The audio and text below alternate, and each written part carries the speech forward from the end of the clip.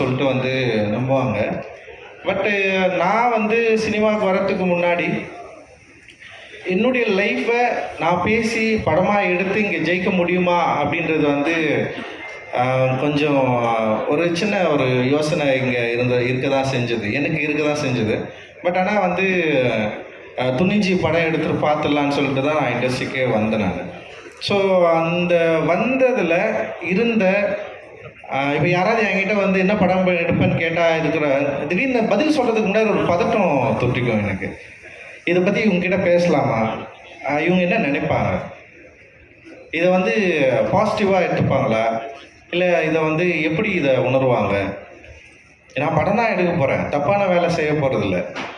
And வந்து இந்த படத்தில் வந்து இந்த சமூகத்துக்கு வந்து தவறான கருத்தை வந்து நம்ம சொல்ல போகிறதில்ல. இந்த சமூகத்தில் இருக்கிற ஒரு 75 ஆண்டுகள சினிமா வரலாற்றில் பேசப்படாத மக்களை பற்றி பேச போகிறோம். ஆனால் நமக்கு ஏன் பதட்டம் வருது? நம்ம கரெக்டாக தானே வந்து வேலை செய்கிறோம், கரெக்டாக ஒரு நல்ல விஷயத்தை தானே நம்ம சொல்ல போகிறோம். ஆனால் ஏன் எனக்கு பதட்டம் தொட்டிக்குது? ஏன் ஒரு இடம் புரியாத ஒரு ஒரு ப்ரெஷர் க்ரியேட் ஆகுது அப்படின்னு எனக்கு வந்து சத்தியமாக தெரியவே இல்லை.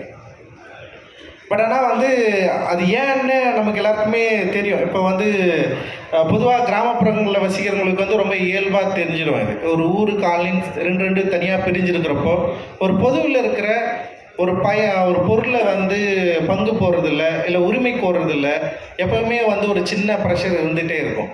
ஸோ இப்போ நான் வந்து அப்படி ஒரு காலனிலேருந்து வந்திருக்கிறேன். ஸோ மாரி செல்வராஜ் அப்படி ஒரு காலனிலேருந்து வந்திருக்கிறான்னு வச்சுங்களேன்.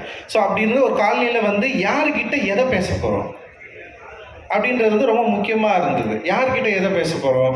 இப்போ வந்து இப்போ நான் வந்து என்னுடைய உரிமையை நான் எங்கே கேட்குறேன்னா பொதுவில் கேட்குறேன். பொது என்பது என்னென்னா இங்கே வந்து ஒரு ஊராக இருக்குது.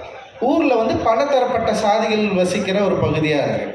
அப்போ அங்கே போயிட்டு நான் என்னுடைய உரிமை கேட்குறப்போ ஃபஸ்ட்டு என்னவா தோணுன்னா வந்து நீ எதுக்கு இங்கே வந்து கேட்குற, நீ வந்து இங்கே வந்து பேசலாமா, உனக்கு இப்போ நம்ம எல்லோரும் ஒன்றா தானே இருக்கிறோம், நீ அங்கே ஒழுங்காக இருந்துடலாம்ல, நீ எதுக்கு இங்கே வந்து இதை பேசி பிரச்சனையாக மாற்றுற, இது பிரச்சனையாக பேசலைன்னா இவ்வளோ நாள் நம்ம எல்லோரும் வந்து நல்லா ஜாலியாக சந்தோஷமாக தானே இருந்தோம். நீ அங்கே இருக்கிற, நான் இங்கே இருக்கிறேன்.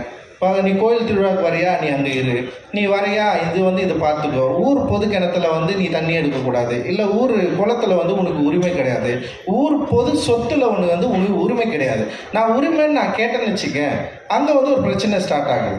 இது எப்படி நீ வந்து கேட்கலாம்? இத்தனை நாள் உனக்கு வந்து இது வந்து நான் கொடுக்கவே இல்லையே, நீ எப்படி இவ்வளோ நாள் கலாச்சாரத்தை ஒரு பண்பாடை நீ எப்படி வந்து மீற முடியும் அப்படின்னு சொல்லிட்டு பல பிரச்சனைகள் உருவாகிறத நம்ம வந்து பார்த்துருக்கோம்.